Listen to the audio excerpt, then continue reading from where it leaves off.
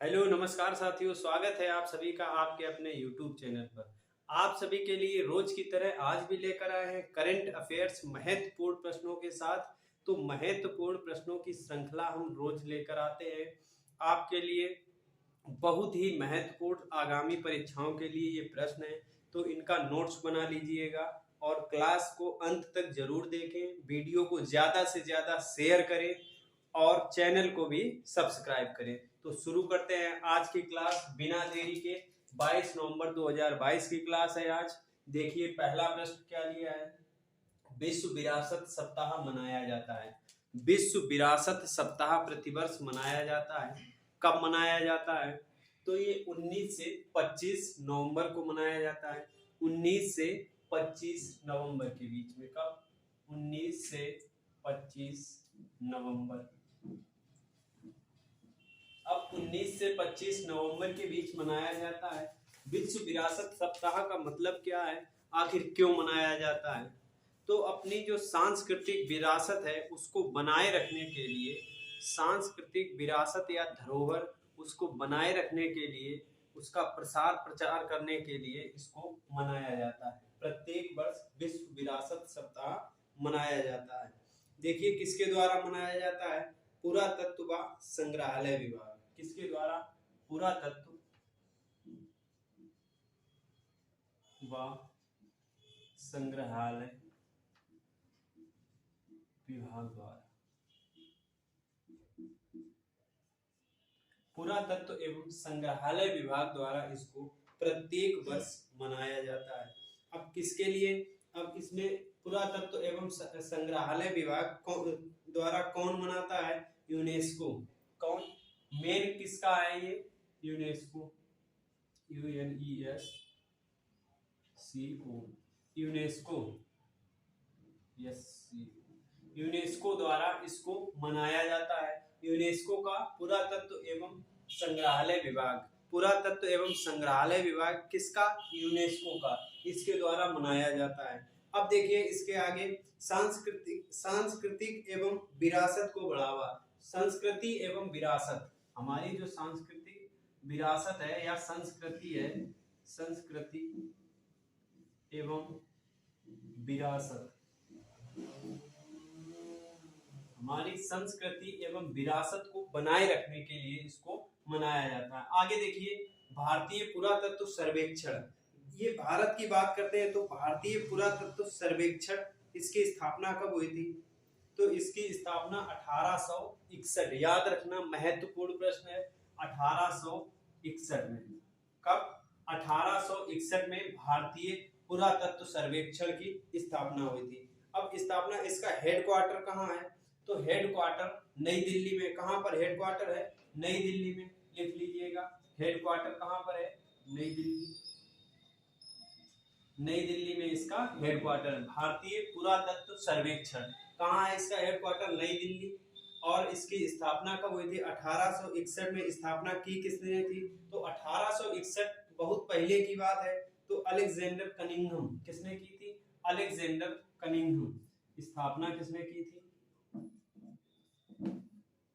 Alexander Cunningham. Alexander Cunningham द्वारा इसकी स्थापना हुई थी। हेडक्वार्टर नई दिल्ली में 1861। भारतीय पुरातत्व सर्वेक्षण का मुख्यालय कहाँ है? नई दिल्ली। याद रखना। आगे देखिए Amur falcon festival. Amur falcon festival 2022 कहाँ मनाया गया? तो आमूर फाल्कन फेस्टिवल मणिपुर में मनाया जाता है। कहाँ पर? मणिपुर में। तो 2022 में कहाँ ये मनाया गया? मणिपुर में। आमूर फाल्कन फेस्टिवल 2022 कहाँ मनाया गया? मणिपुर में। इसके आगे देखिए 18वां टेलीमेडिसिन सम्मेलन। 18वां टेलीमेडिसिन सम्मेलन, इसका आयोजन कहाँ हुआ? कोच्चि में। कहाँ हुआ इसका आयोजन? कोच्चि में। कोच्चि में। इसके बाद 12वां विश्व हिंदी सम्मेलन। 12वां विश्व हिंदी सम्मेलन, इसका आयोजन कहाँ पर हुआ? पढ़ा चुके हैं ये प्रश्न। 12वां विश्व हिंदी सम्मेलन 2023 में होगा। याद रखना कब होगा? 2023 में। कहाँ होगा? फिजी। फिजी। कहाँ पर होगा? फिजी में। कब? 2023 में। 12वां विश्व हिंदी सम्मेलन 2023 में कहाँ होगा? फिजी। फिजी की राजधानी कहाँ है? जुमा। कहाँ है? जुमा। इसके बाद 8 दिवसीय पुष्कर मेला। 8 दिवसीय पुष्कर मेला का आयोजन प्रतिवर्ष कहाँ पर किया जाता है? राजस्थान में। पुष्कर राजस्थान में। कहाँ पर? राजस्थान। तो इसका आयोजन 8 दिवसीय पुष्कर मेला का आयोजन कहाँ किया जाता है? राजस्थान में। तो दूसरा प्रश्न देखिए, शुरू करते हैं। दूसरा क्या है? पूर्वोत्तर भारत का पहला क्षेत्रीय यूनानी चिकित्सा अनुसंधान संस्थान। क्या देश का पूर्वोत्तर भारत का पहला क्षेत्रीय यूनानी, ये याद रखना है, क्षेत्रीय यूनानी चिकित्सा अनुसंधान संस्थान। ये अनुसंधान संस्थान लिखा है। क्या? पूर्वोत्तर भारत का है। पूर्वोत्तर भारत का, तो पूर्वोत्तर भारत किधर है? पूर्व में अरुणाचल प्रदेश, असम उधर साइड में है, तो वहीं कहीं होगा। कहां पर? पूर्वोत्तर भारत में। देखिए, क्षेत्रीय यूनानी चिकित्सा अनुसंधान संस्थान की स्थापना की गई है कहां पर? तो कहां की गई है? सिलचर। कहां? सिलचर। अब सिलचर याद रखना चाहिए, सिलचर आपको याद होना चाहिए। सिलचर कहां पर पड़ता है? असम में। कहां पर है? असम में सिलचर है। अब देखिए, किसने किया है इसका उद्घाटन किसने किया है? ये यूनानी से संबंधित है, तो कौन करेगा? यूनानी चिकित्सा से संबंधित है। किसने किया उद्घाटन? तो देखिए, उद्घाटन आयुष मंत्रालय द्वारा किया गया। किसके द्वारा? आयुष मंत्रालय द्वारा। अब आयुष मंत्रालय के मंत्री कौन है? आयुष मंत्रालय के वर्तमान में मंत्री कौन है? सर्बानंद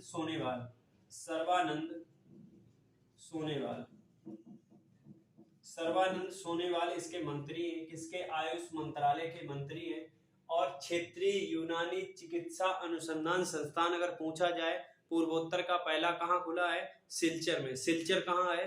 असम में। सिलचर कहाँ पर है? असम में। अब देखिए, इसके आगे कितनी जगह में ये बनाया जाएगा? 3.5 एकड़ में। कितने? 3.5 एकड़ में बनेगा। अब 3.5 मतलब 3.5 एकड़ में ये बनकर तैयार होगा। इसके बाद अगर लागत भी पूछ दी जाए, लागत कितनी? लागत 48 करोड़। कितनी? 48 करोड़। तो 48 मतलब लगभग 50 करोड़ के लगभग है। कितनी? 48 करोड़ इसकी लागत है और 3.5 एकड़ में ये बनेगा। इसके बाद देखिए, आगे अन्य प्रश्नों की बात करते हैं। World television day. ये टेलीविजन, इसको टीवी भी कहते हैं। क्या? टेलीविजन। लेकिन याद रखना, ये वाली टीवी टेलीविजन और ये टीवी अंतर है इसमें। ये रोग है और ये टेलीविजन सिनेमा वाला टेलीविजन है। तो ये टेलीविजन डे कब मनाया जाता है? प्रत्येक वर्ष 21 नवंबर को। कब? 21 नवंबर को। कब मनाया जाता है? 21 नवंबर को। जो हम टीवी देखते हैं, कौन सी टीवी जिसमें फिल्म देखते हैं, उसको कब मनाया जाता है? उसका दिवस 21 नवंबर को। कब मनाया जाता है? 21 नवंबर को। इसके बाद जो टीवी रोग होती है, टीवी जो रोग होता है, विश्व टीवी दिवस, उसका कब मनाया जाता है? 24 मार्च। कब मनाया जाता है? 24 मार्च। 2-4 याद रखिएगा, इसका 2-1 है। इसके बाद 2-4 24 नवंबर को। कब? 24 मार्च को। कब मनाया जाता है? 24 मार्च। अब देखिए, इसके बाद टीबी का उन्मूलन। टीबी उन्मूलन मतलब टीबी को भारत से खत्म करने का लक्ष्य कब तक का है? 2025। टीबी उन्मूलन का लक्ष्य कब तक का है? टीबी उन्मूलन का मतलब होता है खत्म करना, ये बीमारी जड़ से खत्म करना। तो टीबी उन्मूलन का लक्ष्य कब तक का है?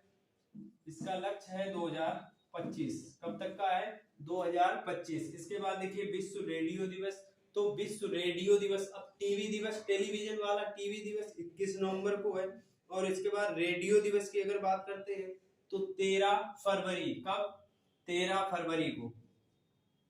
13 फरवरी को रेडियो दिवस। 13 फरवरी को रेडियो दिवस, 21 नवंबर को टीवी दिवस। और इसके बाद टीवी, अगर बीमारी वाली टीवी पूछी जाए, विश्व टीवी दिवस 24 मार्च को टीवी उन्मूलन का लक्ष्य 2025। इसके बाद हरियाणा में आयुष्मान योजना को जाना जाएगा। हरियाणा में आयुष्मान योजना का नाम बदल दिया गया, कल ही बदला गया था। क्या उसके मुख्यमंत्री ने घोषणा की है, इसका क्या नाम होगा? चिरायु योजना। क्या? चिरायु। चिरायु। तो हरियाणा में आयुष्मान योजना का नाम बदलकर क्या कर दिया गया है? चिरायु योजना। क्या? चिरायु योजना। इसके बाद आगे देखिए, देश का पहला मल्टी मॉडल लॉजिस्टिक पार्क कौन बना रहा है? देश का पहला मल्टी मॉडल लॉजिस्टिक पार्क, इसका मतलब क्या होता है? Multi modal logistic park. तो कौन बना रहा है इसको? Multi modal logistic park. देखिए कौन बना रहा है? रिलायंस। कौन बना रहा है? रिलायंस इंडस्ट्री। रिलायंस इंडस्ट्री द्वारा इसका निर्माण हो रहा है। क्या? देश का पहला मल्टी मॉडल लॉजिस्टिक पार्क। अब देखिए, इसमें मल्टी मॉडल का मतलब क्या होता है? इसमें कई तरीके के वाहन खड़े होंगे, मोटरसाइकिल भी खड़ी होगी, कार भी खड़ी होगी, हवाई जहाज भी खड़ा होगा, सब तरीके के वाहन यहाँ पर खड़े होंगे, इसीलिए इसका नाम रखा गया है मल्टी मॉडल लॉजिस्टिक पार्क।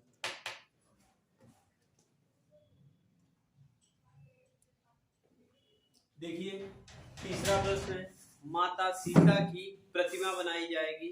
माता सीता जी की प्रतिमा बनाई जाएगी, कहां पर बनाई जाएगी? बिहार में। कहां पर? बिहार में। ऊंचाई कितनी है इसकी? तो माता सीता की प्रतिमा है 251 फीट इसकी ऊंचाई है। कितनी? 251 फीट इसकी ऊंचाई है। बनाई कहां पर जाएगी? सीतामढ़ी जिला बिहार में। कहां पर? सीतामढ़ी जिला। सीतामढ़ी जिला है ये। कहाँ का? बिहार। कहाँ? बिहार। सीतामढ़ी जिला बिहार में बनाई जाएगी। ऊंचाई याद रखनी है, कितनी है? 251 फीट। 251 फीट किसकी बनेगी? माता सीता की। किसकी? माता सीता की। माता सीता की प्रतिमा बनेगी। 251 फीट ऊंचाई याद रखनी है। सीतामढ़ी जिला याद रखना है। सीतामढ़ी जिला कहां पर है? बिहार में। कहां पर? बिहार का जिला है। अब देखिए आगे, रामायण व महाभारत सर्किट। तो रामायण व महाभारत सर्किट कहां बनाए जाएंगे? उत्तर प्रदेश सरकार द्वारा बनाए जाएंगे। कहां पर? उत्तर प्रदेश में। कहां पर? उत्तर प्रदेश में। उत्तर प्रदेश सरकार द्वारा बनाए जाएंगे। किसके द्वारा? यूपी सरकार द्वारा। यूपी सरकार द्वारा रामायण व महाभारत सर्किट बनाए जाएंगे। पूछे जाने की बहुत प्रबल संभावना है इन प्रश्नों की। रामायण व महाभारत सर्किट। इसके बाद देखिए, भगवान बुद्ध की लेटी हुई प्रतिमा। भगवान बुद्ध की लेटी हुई प्रतिमा, ये भी कहां पर है? बिहार में। कहां पर? बिहार में। इसके बाद विश्व प्रसिद्ध सोनपुर मेला। विश्व प्रसिद्ध सोनपुर मेला कहां पर लगता है? विश्व प्रसिद्ध सोनपुर मेले का आयोजन कहां पर किया जाता है? तो इसका भी आयोजन सोनपुर बिहार में। कहां पर? सोनपुर बिहार में। हाल ही में इसमें एक दुर्घटना भी हो गई है, इसका झूला टूट गया जिसमें कुछ लोग घायल हो गए हैं। तो सोनपुर मेला याद रखना है। सोनपुर मेला कहां पर है? बिहार में। इसके बाद देखिए, भगवान शिव की सबसे ऊंची प्रतिमा। भगवान शिव की सबसे ऊंची प्रतिमा का अनावरण किया गया। कहां पर? राजसमंद राजस्थान। कहां पर? राजसमंद राजस्थान में। लिख लीजिएगा, राजसमंद राजस्थान में। राजसमंद राजस्थान में भगवान शिव की सबसे ऊंची प्रतिमा का अनावरण किया गया। अब प्रतिमा का अगर नाम पूछ दिया जाए कि प्रतिमा का नाम क्या रखा गया है, तो विश्वास स्वरूपम। नाम क्या रखा गया है? विश्वास स्वरूपम इसका नाम रखा गया है। प्रतिमा का नाम क्या है? विश्वास स्वरूपम। विश्वास स्वरूपम इस प्रतिमा का नाम है। इसके बाद आगे देखिए, भगवान श्रीनाथ प्रभु कैंपेगौड़ा। भगवान श्रीनाथ प्रभु कैंपेगौड़ा की प्रतिमा। तो भगवान श्रीनाथ कैंपेगौड़ा की प्रतिमा का भी अनावरण किया गया। कहां पर अनावरण किया गया? बेंगलुरु में। कहां पर? बेंगलुरु में। किसके द्वारा? मोदी जी द्वारा। किसके द्वारा? मोदी जी द्वारा। तो कहां पर? ये लिख लीजिएगा, बेंगलुरु में। बेंगलुरु में। अगर नाम पूछा जाए इसका भी तो नाम क्या है, स्टेचू ऑफ प्रॉस्पेरिटी। क्या नाम है, स्टेचू ऑफ प्रॉस्पेरिटी, लिख लीजिएगा, स्टेचू ऑफ प्रॉस्पेरिटी, प्रतिमा का क्या नाम है, स्टेचू ऑफ प्रॉस्पेरिटी। याद रखना है आपको, स्टेचू ऑफ प्रॉस्पेरिटी।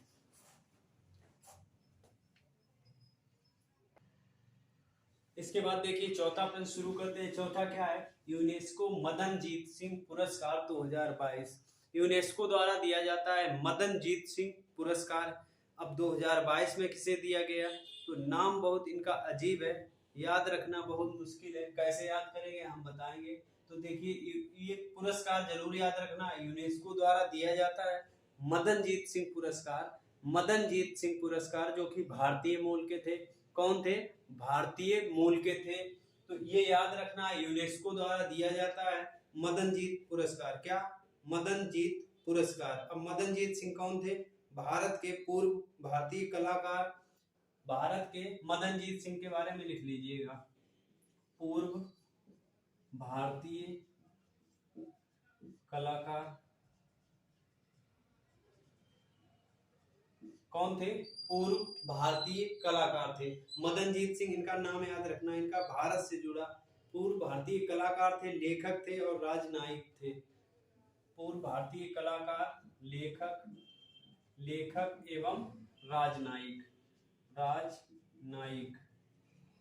अब ये जो पुरस्कार मिलता है यूनेस्को द्वारा दिया जाता है, मदनजीत सिंह पुरस्कार प्रत्येक वर्ष दिया जाता है। ये इन्हीं के दान से चलता है। किससे, इनके दान से ट्रस्ट में चलता है। इन्हीं के दान से वित्त पोषित होता है। इन्हीं के दान से वित्त पोषित होता है। नाम किसका, यूनेस्को द्वारा दिया जाता है मदनजीत सिंह पुरस्कार। अब देखिए इसके आगे मिला किसे, 2022 में दिया किसे गया, तो सुलेम योंग। नाम याद रखना है, सुलेम योंग। क्या नाम है, सुलेम योंग। सिर्फ याद रखना है आपको, क्या, सुलेम योंग, इतना नाम याद रखना है। पूरा नाम फ्रांका मा इह। फ्रांका पूरा नाम लिख लीजिएगा, फ्रांका मा इह सुलेम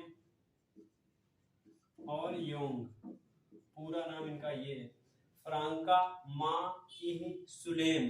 देखिए मा इह मदनजीत सिंह पुरस्कार है, तो मा इह सिंह से, इह याद रखिए, माँ से मदनजीत, इह से सिंह, और इसके बाद सुलेम योंग हमने लिखा दिया है, सुलेम योंग हमने लिखा दिया है।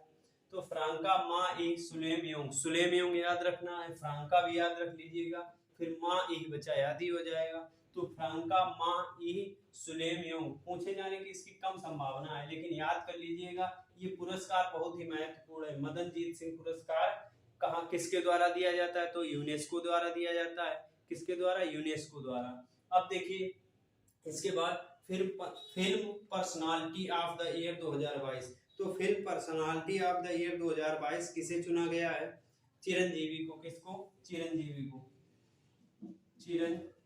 को। ये करंट अफेयर्स का क्वेश्चन है, बिल्कुल करंट अफेयर्स का। Film personality of the year, ये भी करंट अफेयर्स का। इसके बाद जेसीबी पुरस्कार, ये भी करंट अफेयर्स का। सुमित्रा रामचरित पुरस्कार, ये भी करंट अफेयर्स का। और दादा साहब फाल्के अवार्ड, ये कुछ दिन पहले दिया गया था। किसे दिया गया था, आपको याद होगा, आशा पारेख। किसे मिला था, आशा पारेख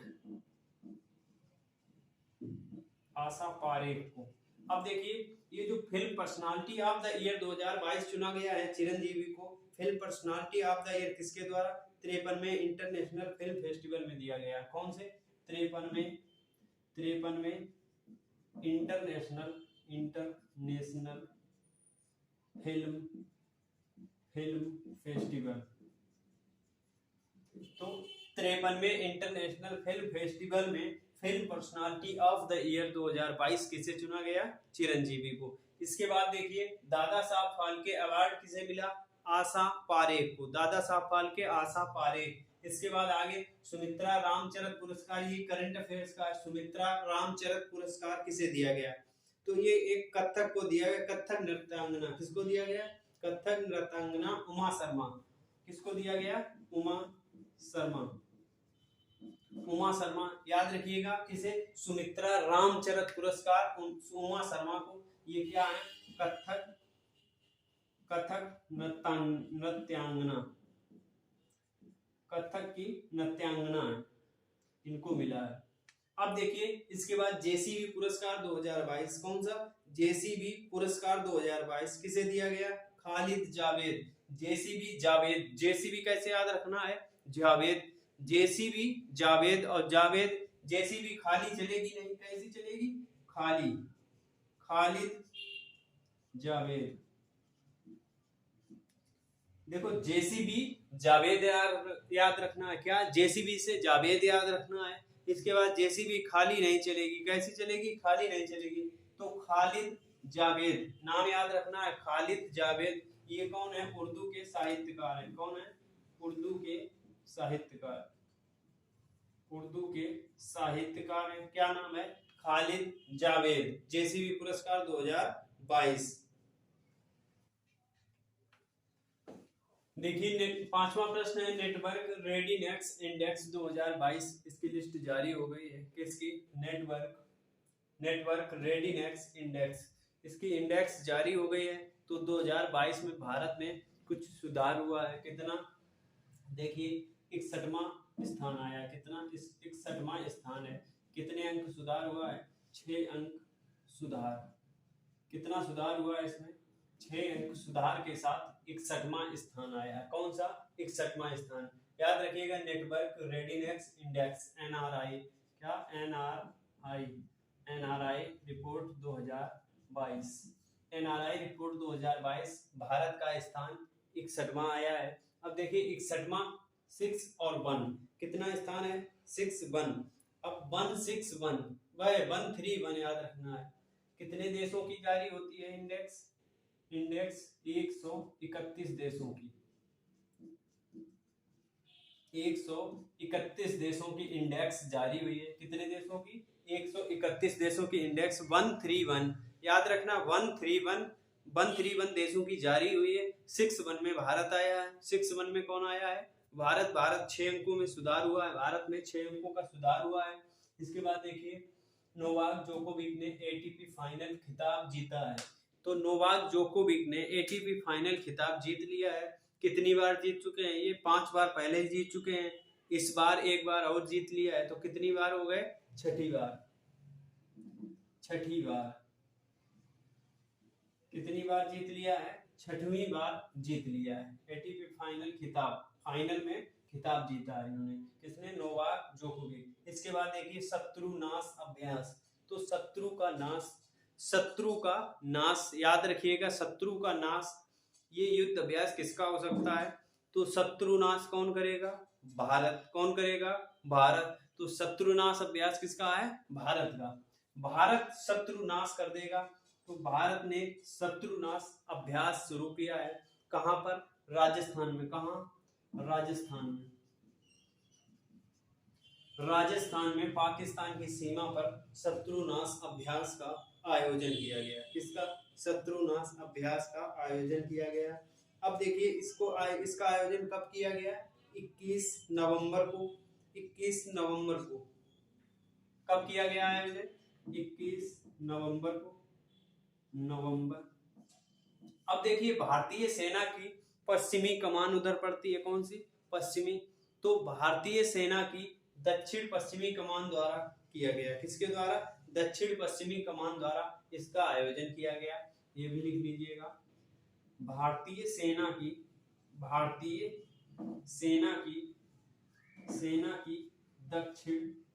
दक्षिण पश्चिमी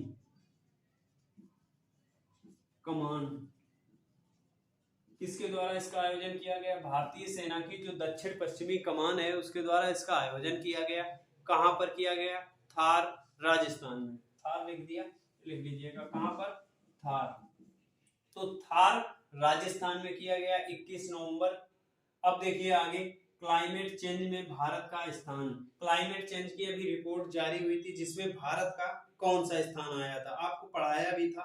क्लाइमेट चेंज 2023 में भारत 8वें स्थान पर, कौन से 8वें स्थान पर, किस स्थान पर रहेगा, भारत 8वें स्थान पर। रिपोर्ट कौन सी है, 2023 की। तो 8वें, वैसे तो 8वें स्थान पर है, जैसे 1 2 3 4 5 इस तरीके से। तो बता दें शुरुआत से 3 कोई भी देश नहीं आया है, शुरुआत से 3 पर कोई भी देश नहीं आया है। चौथे पर कौन सा है, डेनमार्क। चौथे पर कौन सा है, डेनमार्क। तो उस तरीके से पहला है डेनमार्क का, इसके बाद डेनमार्क के बाद ये चौथा, 5 6 7 8, 8वां कौन सा है, भारत। तो 8वें स्थान पर कौन है, भारत, और चौथे स्थान पर कौन है, डेनमार्क। इसके बाद देखिए आगे बात करते हैं हंगर इंडेक्स में भारत का स्थान। तो हंगर इंडेक्स में भारत का स्थान आपको बताना है। भूखमरी सूचकांक में भारत का स्थान 107, 107। इसके बाद gender gap index, gender gap index 135, 135वां स्थान है जेंडर गैप इंडेक्स में। इसके बाद शांति सूचकांक में, शांति सूचकांक, तो शांति सूचकांक में भी 135वां स्थान है। कितना, 135वां। तो लिख लीजिएगा शांति सूचकांक, शांति,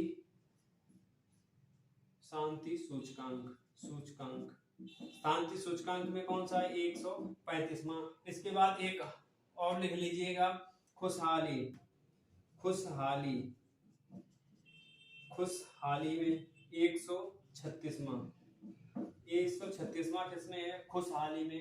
तो इंडेक्स बहुत महत्वपूर्ण होते हैं, याद रखिएगा। क्लाइमेट चेंज में भारत 8वें स्थान पर आया, हंगर इंडेक्स में 107, जेंडर गैप में 135, शांति सूचकांक में 135, खुशहाली में 136, नेटवर्क रेडी में NRI 2022, नेटवर्क रेडीनेस इंडेक्स 2022 में 61वां स्थान। इसमें 6 अंक का सुधार भी हुआ है। इसी तरीके के हमारे प्रश्न डेली के रहते हैं, बहुत ही महत्वपूर्ण। एक प्रश्न होता है, उसके पीछे अन्य प्रश्न होते हैं, जो कि ये भी बहुत महत्वपूर्ण स्टैटिक और अन्य से संबंधित होते हैं। तो वीडियो को पूरा अंत तक जरूर देखा करें। और इसके बाद वीडियो की PDF अभी नहीं पड़ती, PDF आगे पड़ जाएगी।